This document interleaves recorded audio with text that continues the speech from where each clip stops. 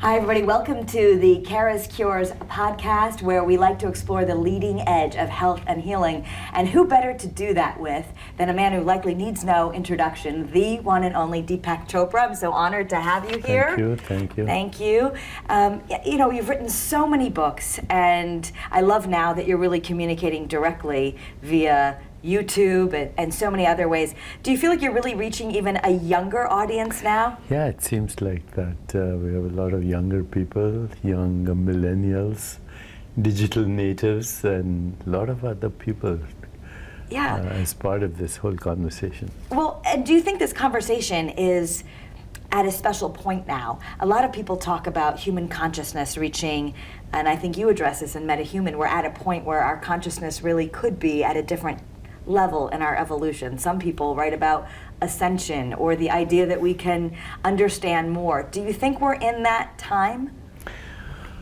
There's a lot of evidence, both scientifically and in the thinking in what we call the philosophy of science, that the physical world that we experience as matter, physical, it's actually a projection of our consciousness, and our consciousness in turn is a differentiated branch of a more universal consciousness.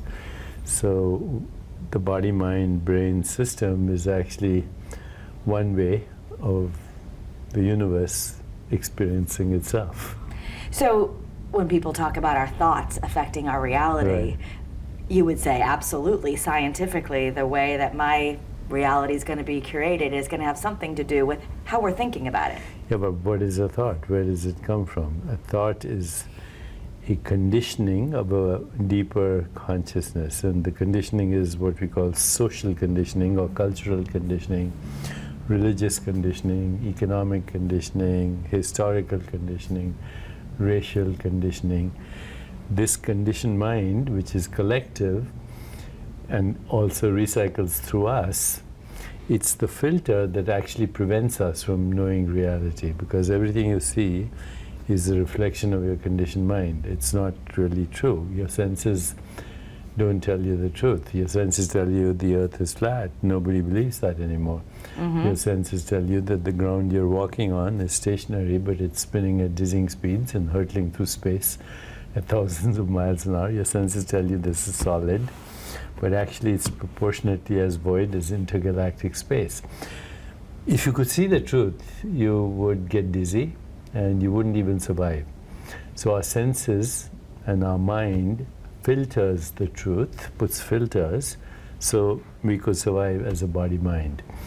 Now, once we go beyond the body-mind interpretation, which is a social construct, then, only then, do we realize that what we call fundamental reality is infinite, and we are part of it, so we are infinite. You know, they say that the soul and the spirit are correlated activities of a more universal consciousness.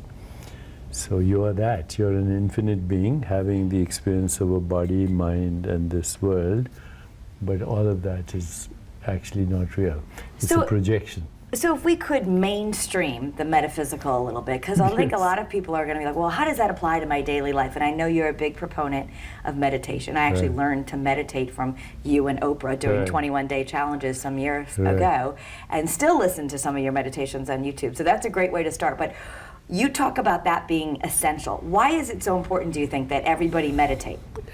For practical reasons, the only reason to meditate would be to decrease stress, which, of course, if you meditate and your mind quietens, then your body quietens and self-regulation kicks in.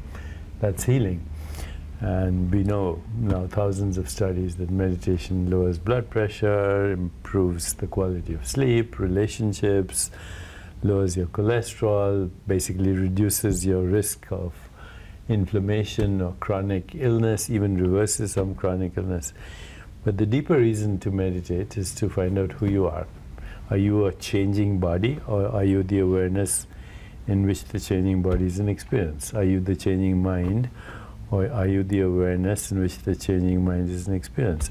Are you your perceptions, or are you the awareness in which changing perceptions are an experience? Now, once you get to that point, then your question is, how does it help? How does it help me pay the mortgage, or, help me earn a living, or get a good job?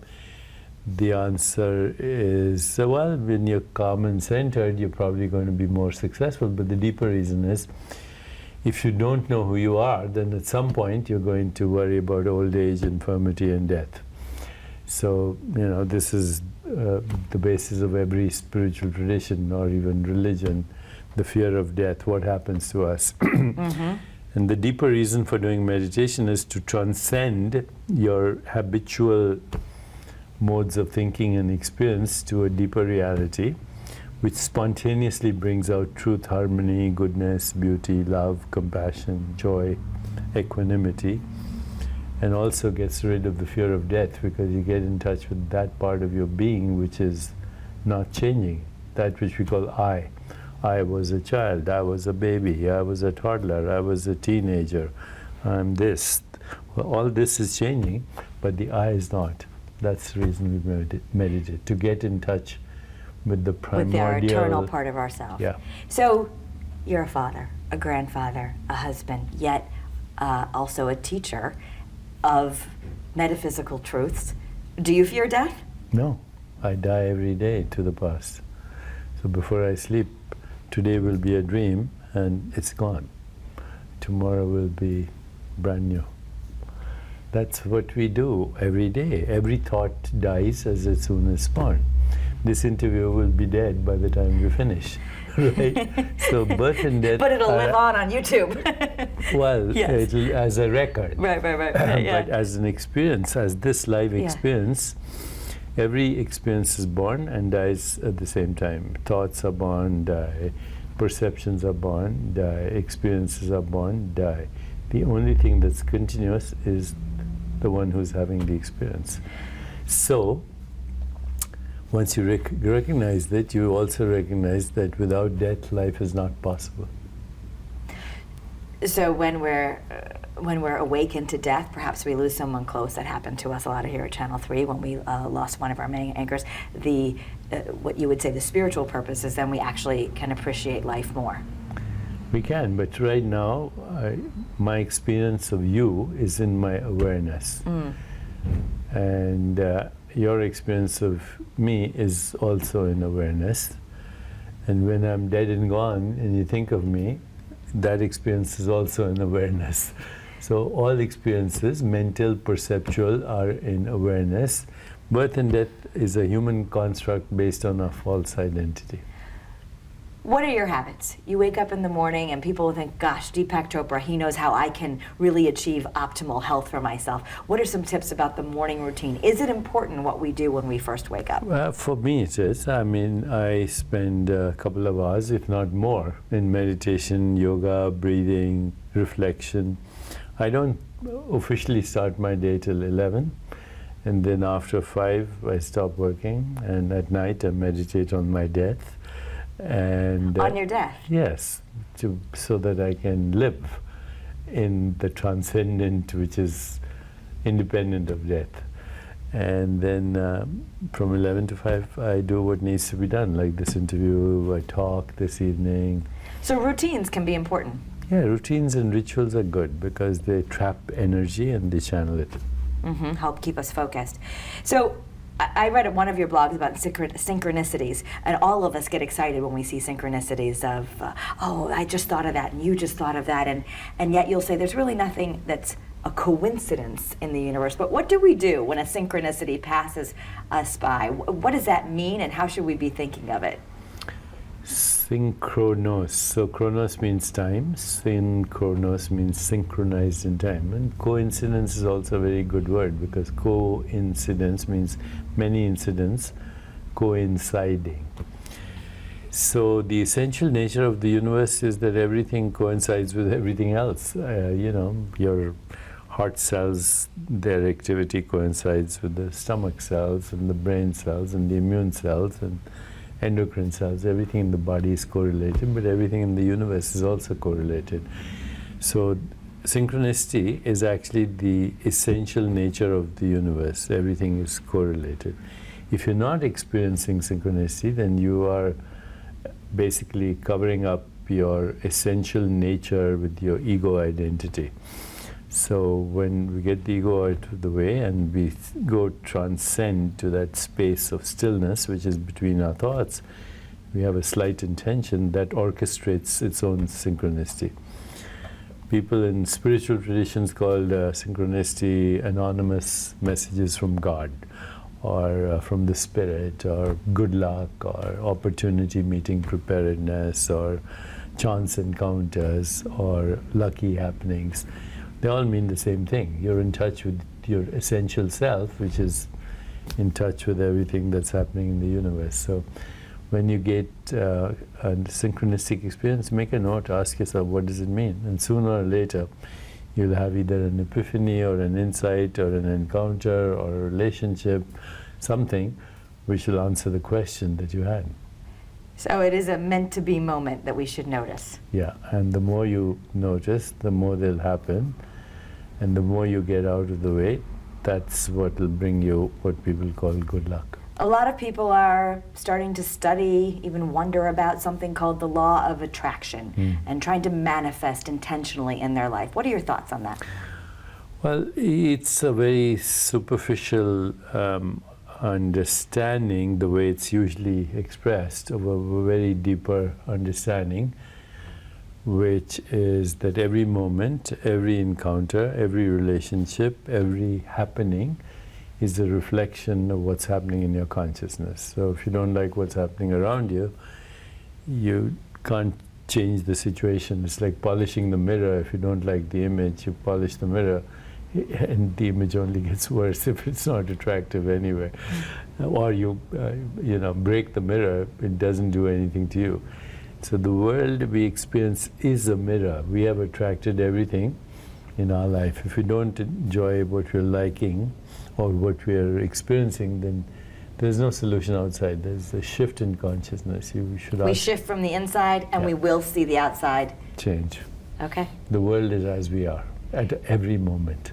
In perhaps a simple nutshell advice for maybe even the young people listening, like what do you tell your kids when they're trying to understand, and your kids have grown up with this, but when you're trying to teach someone some of these larger concepts? Most important thing is to be reflective and quiet. If you ask yourself, who am I? What do I want? What's my purpose? What am I grateful for? And just ask the questions, leave them alone, and then life moves you into the answers. Either, as I said, through an insight, intuition, epiphany, creativity, vision, or relationship, or encounters. It's important to live these questions. These are important questions of existence. Who am I? Am I the body, mind, or something else? What do I want? What's really what I want? Most people want joy and happiness. What is my purpose? I think for me that would be to find out the essential nature of existence. And grateful, we should all be grateful that we exist. If you're not perpetually surprised that you exist, then your humanity is not complete. So you're taking your thoughts on the road. People get to get up close and personal with you. Tell us a little bit about the show, if we can call it that. How will it work? It's approximately 2 hours. First I explain the nature of the body, then the nature of the mind, the nature of the intellect, the nature of ego identity, the nature of the universe, and then I take people through a lengthy experience, going into deep meditation. So it's not just a lecture. It'll be 2 hours of both knowledge and experience. And what do people say when they leave? Most of them are happy. Do they feel changed sometimes? Yeah, they feel. I think they begin a journey of transformation. Most of them do. Yeah, but they're also self-selected. They're already interested in the topic. Because they're coming to see you, yeah. I know one of the books that we last talked to you about is Meta-Human. That's out. You have another book that will be coming out within Yeah, it's going to be called Living the Awakened Life. Okay. Wake up from this hypnosis of social conditioning. Okay. And find the deeper reality. How many books have you written now? I think 90. About 90. Yeah. I think that I read something like Yeah. that. What did you want to be when you were a little kid? Did you ever imagine you would A be? writer and a doctor. You- So I did both. You did both. All right, so I'm going to do a little rapid fire with you, and this is just to get Deepak Chopra's. I know we can always go deep with you, but we're going to get your quick thoughts on some things. Food we should eat. Natural, farm to table. Power thoughts. I'm enough just as I am. Past lives. Very interesting. Future of medicine. An integration of the best technology with the best wisdom. Ancient wisdom. Useful, but not always. Okay. Ascension. Death. Your favorite snack. My favorite snack changes, but right now it's dark chocolate. I knew I liked you. That's mine too. Okay. Dr. Chopra, thank you so Thank much. you It so has much. been I a always pleasure. enjoy being with you. Thank you. I'm so happy to have you again. Thank and we will be sharing this, of course, on the Kara's Cures podcast and other places. So thank you so much. Thank you. I hope to see you again. Yes.